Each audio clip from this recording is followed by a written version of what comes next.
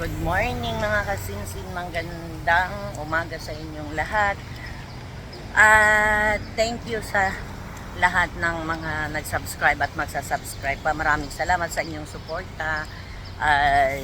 Pasensya na ako ngayon na muli tayo nakapag-upload kasi sobrang busy sa office, lalo mga ganitong month, yung half a year. Marami kaming mga inaasikaso sa office lang, mga accounts, ganun. So, guys, quick update lang kasi maraming nagtatanong regarding sa ano natin, sa interview.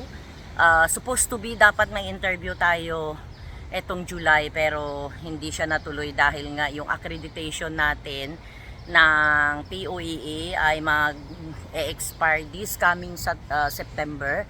So, inaayos na namin yung naayos na namin yung mga tawag na ito, yung renewal.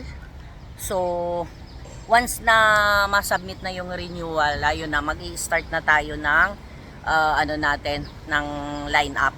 So, sa mga gustong makipagsapalaran dito sa Singapore, ano lang, hang-on lang kayo, wait lang. At i-update ko dito kung kailan uli yung interview natin. So, basta yun lang guys, at pasensya na kayo kung ngayon lang ako nakapag-upload muli. Maraming salamat sa inyong suporta at pagmamahal. So, ayan, basta i-update ko kayo dito. Mag-a-upload ako kung kailan kami may line up sa Pilipinas for interview. Maraming salamat and God bless everyone. So, don't forget to subscribe, like, and comment sa ating YouTube channel.